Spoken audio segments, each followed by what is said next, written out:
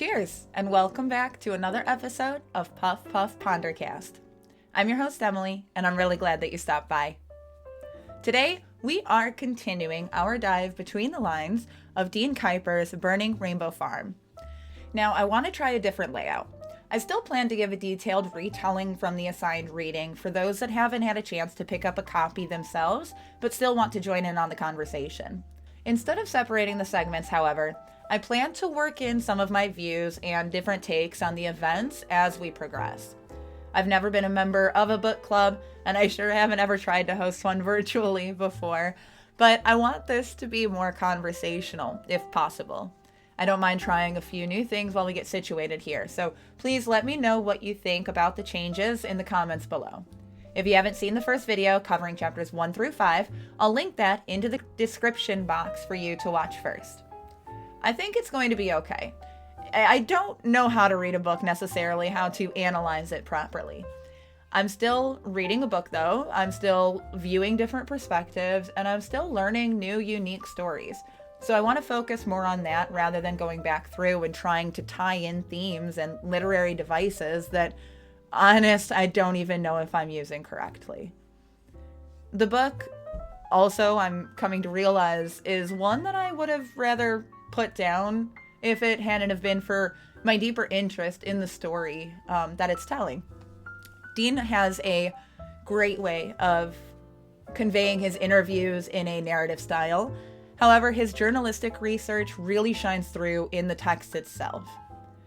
The names and locations are ever so relevant, and there's a large capacity for keeping everything accurately detailed and described, so as to provide the most authentic version of the story.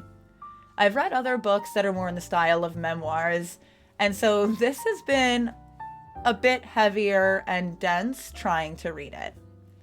Another part that I'm finding difficulty that I hadn't anticipated was actually relating to the story. To start, I identify with the LGBTQ+ community, and I definitely stand as a strong ally in the regard that love is love. But personally, I've not had to endure any type of discrimination or prejudice due to my orientation. I view it similarly to my use with cannabis. I've never been victimized more so than a distasteful comment over the smell or a displeased eye in my direction. I've literally smoked joints on the Capitol steps here in Lansing, Michigan. I mean, I joined this movement at a time when it was legalized in my state, and I even still got a medical card once I decided to consume. It never felt wrong or illegal, so to hear people today still being criminalized over a plant seems outrageous. I don't want that to happen to me. I don't want to be taken away from my boys and be stripped of humanity and locked away. I just want to grow my own medicine and not bother anyone. I wouldn't necessarily let myself get to the level of predicaments that Tom and Raleigh got themselves into.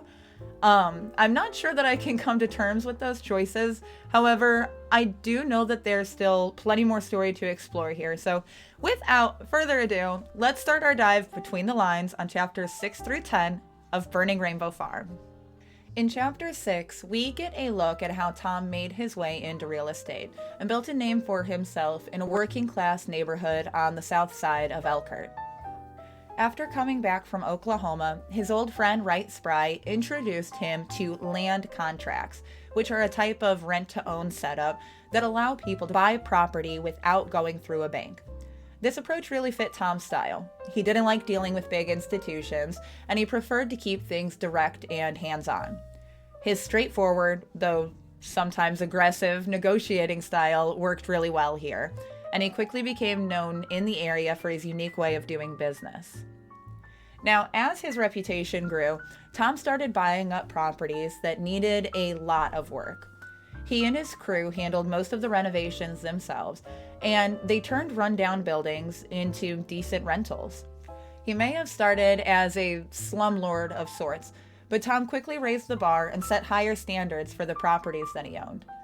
His hard work and determination really paid off, and he made a solid place for himself among the local real estate scene.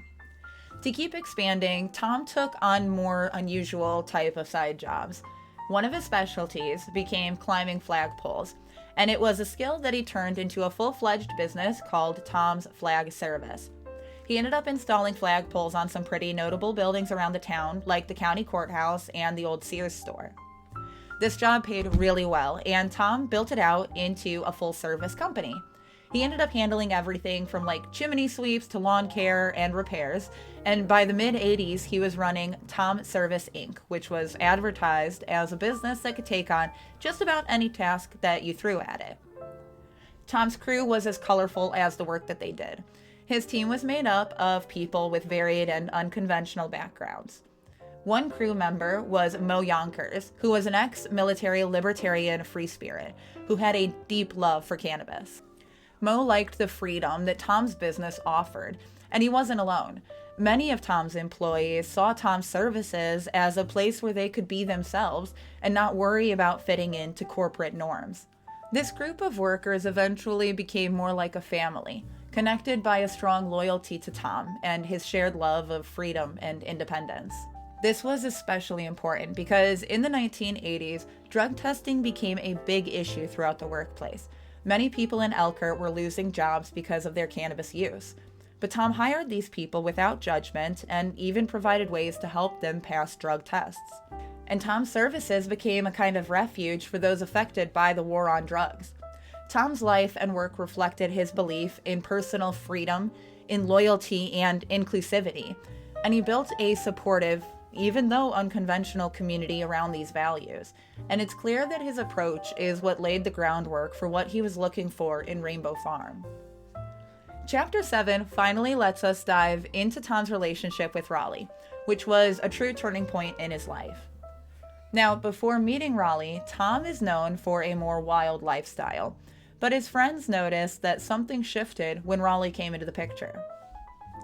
Tom would later say that Raleigh was his first true love, making him feel a kind of stability that he hadn't experienced before. What makes this even more notable is that Raleigh's own life had been anything but stable. He grew up with a lot of family chaos. After his parents, Bob and Cheryl, had split, he was mostly raised by his stepmother, Jerry Livermore. Jerry became a real anchor for Raleigh and offered him a consistent presence that was rare in his life, and eventually she even adopted him. In his teens, Raleigh went through a lot, and he ended up marrying Leslie Pletcher at just 17 years old, and they had a son right away named Robert. The marriage, however, did not last, as Raleigh was dealing with his personal challenges, including coming to terms with his bisexuality, which definitely contributed to the split. After the separation, he met Tom, and the two connected in a big way. Tom was supportive, not just emotionally, but also financially, and he even helped out Raleigh with child support payments when the money was tight. When Raleigh moved into Tom's house on Prairie Street, he joined a makeshift family of friends and workers, a collective of people who, like Raleigh, were on the margins. Tom's generosity created a sense of belonging among them, and later, Tom decided that he needed a more stable private living space. So he bought a house on Perkins Street, and it was there that he and Raleigh really built a life together. Tom went all in on making Perkins Street feel like home, and he even put a hot tub in the family room to create a spot for gathering and relaxation. Though I think that's one conversation pit I would probably pass on. By the end of the chapter, Tom and Raleigh are looking forward to a future where they might gain custody of Robert. And this vision of family and stability brings them closer as they start to dream of a life that's about building something real and lasting. Chapter 8 takes us right into the heart of the Rainbow Farm story. And it's full of both idealisms and some darker undertones. It starts in November of 2001 when Doug and Dean Kuipers are walking through Rainbow Farm, which is now just left completely silent. The place is filled with reminders of the violence that had just happened there. Kuipers describes tiny orange patches where snipers' rounds were hit, and the strange absence of any burnt wood or ash despite the farmhouse being destroyed.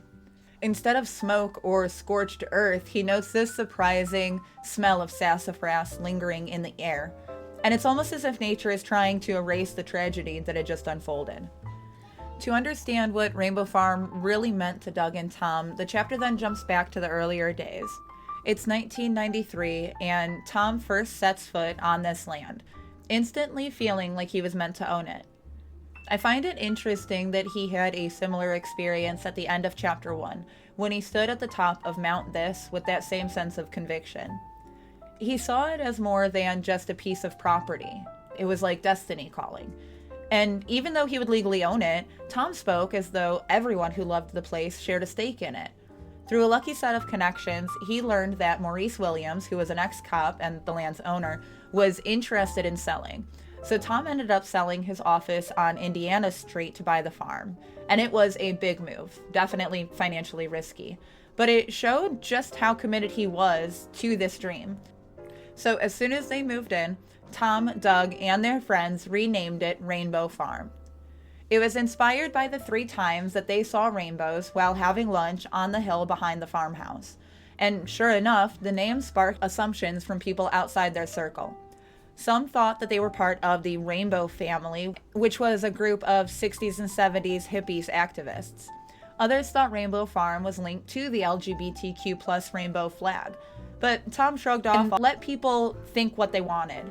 Rainbow Farm was meant to be a place for anyone who wanted an alternative space to be themselves, and he wasn't going to fuss over labels.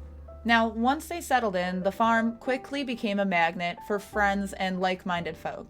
They were roughing it though, and the farmhouse was in shambles, with rotten floors and decaying walls, and the rusted trailers were full of random items, including blank tombstones. Yet Mo and Amy, 2 of their closest friends, jumped right in, and they set up a camp and even started a garden in soil that the locals claimed were completely useless due to how clay it was. Soon, friends were showing up every weekend to work and camp out and relax. In no time, Rainbow Farm became the kind of place where everyone pitched in, whether by clearing out brush, building fire pits, or cooking food for each other. And it was exactly the type of communal spirit that Tom had envisioned. I mean, truly to experience that, it sounds like heaven on earth. The ultimate goal is to have a village, close and connected, where everyone has a place and everyone finds their calling.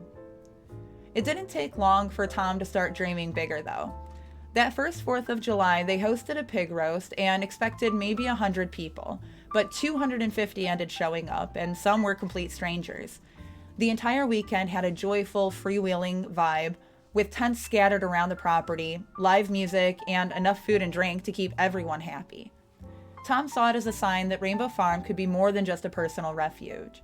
Maybe it could become a festival spot where they would throw big events and charge a small fee to keep it going. Now, I've been to some of these modern-day freedom camps in the Michigan area, not hosted by Rainbow Farm, but some that come to mind that give this familial feel and supportive community would be Camp Compost and the GemsnGenetics group, which provided topic-specific educational gatherings and community-type circles throughout the entire weekend. At any point, you could walk around and just engage with other like-minded people to learn and explore. Groups like these focus more towards the caregiver side of events and allow space for vendors of different styles to share their craft openly in a more inclusive manner. These events in the community truly make a difference for a lot of people and allow those that attend to experience an open lifestyle. Abiding to the strict, commonplace day-to-day can drive a person mad. We were made to be expressive and individualistic, yet somehow many of us have gotten away from that. While Tom's community loved this freedom, the farm's open, unconventional lifestyle didn't sit well with everyone. The locals and the authorities were starting to take notice, setting the stage for some of the tensions that would eventually lead to this tragedy. What makes this story so moving is Tom's journey from a man with a rough past to someone who was trying to find a new, better way of living. He even confided in Doug about his regrets, hoping to turn things around and hopefully redeem himself through Rainbow Farm. For Tom, the farm wasn't just a place. It was a clean slate and a chance to start over. But that dream of living without judgment or interference would be hard to protect, especially as Rainbow Farm grew and attracted attention from more people who didn't understand it or accept it. At this point, Tom was truly turning his life around, and he had done a substantial job of doing things by the book. He began to recognize his past and seemed to hope that Rainbow Farm would be a way to fix it all, to prove that he was a good person. To me, it doesn't seem as if Tom would have gotten to a point where he would have been able to sit back and appreciate what he'd done and where he had gotten in his community. I wonder if he ever truly felt comfortable, or if that feeling of always needing to do more sat front row at every achievement that he accomplished. Continuing on to chapter 9, though, it brings us into a time when Tom is just starting to get deeply involved in the actual cannabis movement. And he took on a new mentor, Max Robinson, who was also known as Mad Max. Now, Max was an eccentric, tough-as-nails activist with his whole life poured into the cannabis cause. He's described as a small, sickly man physically limited by muscular dystrophy and glaucoma, but that never seems to stop him from being a relentless advocate. Max lives in a cluttered house in Hammond, Indiana, and he's turned that into his activist base, where he runs his public access show, They're Stealing Your Country, Take It Back. I tried to find a clip of the show, but came up empty-handed. When Tom and his friends first heard about Max's meetings at a public library to promote marijuana legalization, they were intrigued. Here's a guy openly hosting pro-cannabis events in a public space with no fear. When Tom met Max, he was impressed by both Max's tenacity and his makeshift hemp museum, which was a traveling exhibit that taught people about the benefits of cannabis and industrial hemp. The museum itself wasn't anything fancy, mostly Xerox info sheets, chunks of hemp rope, and some artifacts. But it aimed to bust myths and show cannabis as more than just a drug. This low-budget, in-your-face approach inspired Tom, and he decided to support Max financially, offering help with his company's resources. Max's stance on marijuana was straightforward. People should have the freedom to use it. Government interference was an attack on personal liberty, and I just cannot agree more. What drew Tom in wasn't just Max's activism, but the libertarian ideas that he was promoting. Kuipers does an incredible job walking through the history of the libertarian movement, from Barry Goldwater's 1964 presidential campaign to the modern-day fight for limited government. For Tom, who leaned conservative, Max's ideas about keeping government out of people's lives was eye-opening, especially when it came to the drug war. Tom realized that his own views on marijuana aligned with a right-wing take on legalization, and it wasn't about making drugs wildly available. It was about the government having no right to police them in the first place. This was a huge shift. Pot legalization was no longer just a hippie issue. Conservatives were rallying against the drug war as well. Max's big project at this time was organizing Independence Camp, which was a 4-day July festival that he wanted to hold on a beautiful piece of land near Hudson Lake. He saw it as a gathering of patriots, a freedom festival where people could come together and celebrate the Bill of Rights and naturally smoke pot. Tom immediately got on board, offering to help Max make the festival happen. But things took a sharp turn when county officials shut down the event, claiming that they didn't have the right permits. They argued that Max and their team expected fewer than 5,000 attendees, which would have been legal, but the county insisted that it would be more than 10,000. The shutdown didn't just stop the event, it turned the gathering into a standoff, with a police barricade stopping anyone from leaving or entering the grounds. With nowhere to go, Tom, Max, and their friends all made the best of it, and they ended up camping out and treated the situation like an impromptu political rally. Local news reporters picked up the story and framed it as a dramatic standoff between freedom-loving activists and government control. And Max leaned into this movement, ready to start pushing boundaries. At one point, he had the American flag flown upside down, claiming it as a distress signal, but Tom saw it again as a step too far. He thought it was disrespectful and nearly walked out, marking one of the first moments where Tom's more deep-rooted traditional values clashed with Max's radical lifestyle. Despite these differences, the experience taught Tom a lot about what activism would entail and the risks that would be involved. He'd taken his first real steps into supporting the cannabis movement, inspired by Max's passionate defiance. But he also realized that he had limits on how far he was willing to go, especially when it came to crossing certain lines in the name of protest. I find it noteworthy that Tom raises a significant point regarding the flag being used as a distress signal, particularly in situations that he perceives as not genuinely distressing. We learn from the opening that he considers his takeover of the farm and the events leading to that situation to be a moment of true distress, as evidenced by the flag flown upside down that he displays at the end of chapter 1. Now, this highlights the complexities of Tom's character values. He's quick to critique the misuse of the flag on what he deems as trivial matters, but he himself utilizes it, reflecting that deep attachment to his land and the life that he built there. Now, in chapter 10, we get a close look at some of the struggles that Raleigh, Tom, and their community end up facing, especially when it comes to acceptance and fitting into a world that doesn't always understand them. It all kicks off with Raleigh's ex-wife, Leslie, whose intense homophobia fuels her wild imaginings about the farm. She's obsessed with the idea that their relationship could somehow turn their son gay. Leslie's fear goes so far that she envisions Rainbow Farm as a sort of medieval carnival with naked stoned people running around, comparing it to the Garden of Earthly Delights, which was a triptych by Hieronymus Bosch. Leslie's not alone in her misconceptions. Jerry, Raleigh's mom, refuses to visit the farm because she has her own limited understanding of what it means to be gay. People like Jerry and Leslie can't quite wrap their heads around the idea that Rainbow Farm is actually a welcoming place. It's less of a cult and more of a laid-back community spot where everyone, from friends to family, can show up to relax, share a joint, and enjoy the company. Things take a big turn when Robert comes to live with Tom and Raleigh. Leslie loses custody after her living situation is deemed unfit, leaving a judge to rule that Rainbow Farm is actually the best place for Robert. Here he has a stable, loving home, which is a stark contrast to the life that his mother was offering. For Tom, Robert's presence on the farm brings him deeper into a sense of redemption. Here's his chance to build something special, a place where Robert can live the dream childhood filled with animals, nature, and freedom.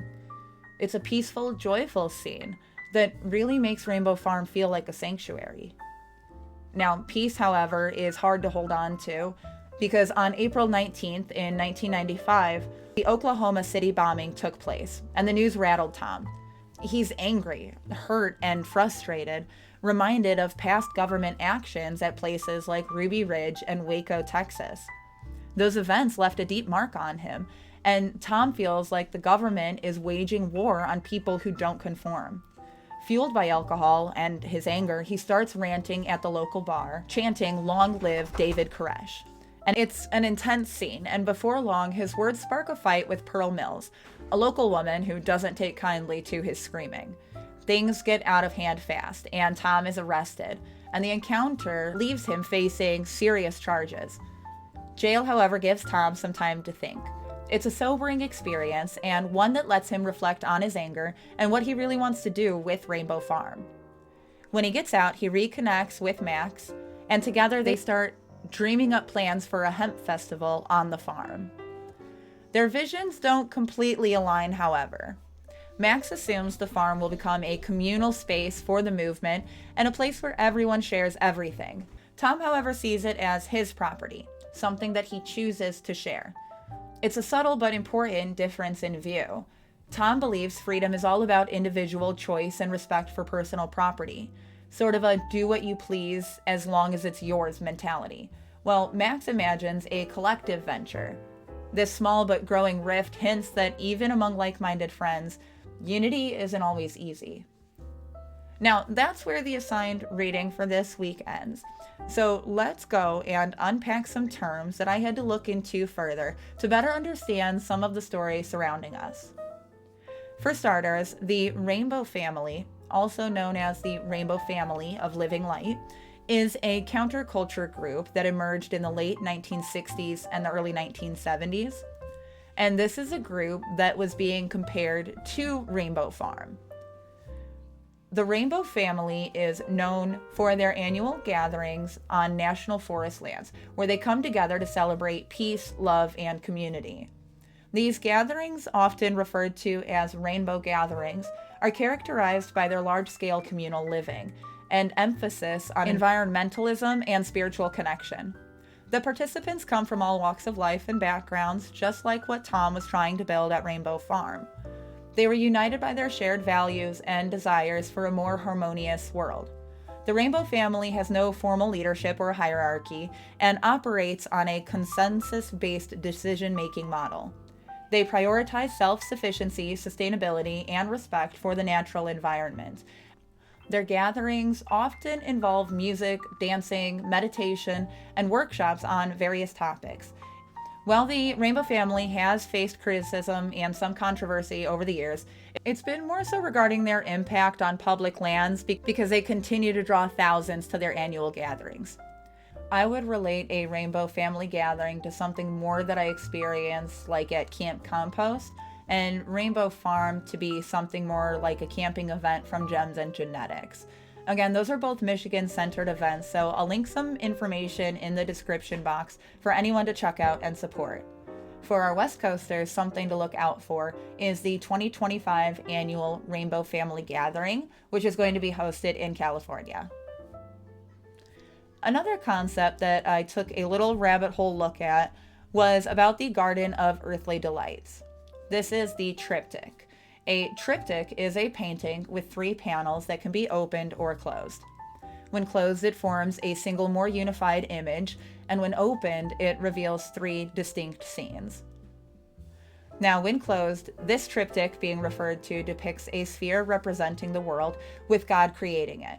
This image symbolizes the creation of the universe and the beginning of time. The left panel of the triptych depicts the Garden of Eden. So when it's open, it's going to show you a peaceful and idyllic scene of Adam and Eve surrounded by lush vegetation and exotic animals. The panel represents the state of innocence and harmony that existed before the fall of man. The central panel of the triptych is the most complex and puzzling. It depicts a chaotic and crowded scene of people engaged in a variety of activities, including music, dancing, and even sexual activity. There are also many fantastical creatures and bizarre landscapes throughout the panel. It's been interpreted in many different ways, but generally it's seen as a representation of the earthly pleasures and vices that lead to sin and damnation. The right panel depicts hell, and this shows a more terrifying and horrific scene of people being tortured in various ways. That panel depicts the eternal punishment that waits those who succumb to sin. It truly is just a doozy of a painting, as you can see, and the depth is... I'm not very familiar with art to know what to compare it to, aside from like an I Spy or a Where's Waldo book, where you just see more the more that you look. Some other terminology that I needed to grab definition on, I'll have thrown up on the screen here. I really just want to let people know that it's all right to not have a vast vocabulary, and it's okay if you need more simplified explanations. We all have experienced life differently, and not everyone encounters the same words or phrases throughout their everyday. Now, I think to leave you guys with sort of a parting ponder, I've wanted to take note of something since the beginning. The wording in this book uses marijuana, weed, and pot throughout. However, I've always known those terms to be more or less derogatory. That's not to compare cannabis to the flagrant slurs that we see throughout the text, but I want to recognize the manner in which cannabis was referred to then as to now. In contemporary discussions surrounding cannabis, the terminology has evolved significantly. While marijuana and weed were once commonplace, many individuals, like myself, now prefer terms like cannabis or hemp to reflect a more respectful and clinical understanding of the plant. I'd love to explore some of your takes on these terms and implications, so please feel free to comment below on what weed means to you. I'm definitely ready to continue on to chapters 11 through 15 to see where this story goes. So we'll plan to cover those chapters on Saturday, November 30th, right back here on YouTube. Feel free to give a follow over on Instagram and X at PuffPuffPondercast to continue the conversation in the meantime. Until next time, keep reading, keep growing, and I'll see you soon.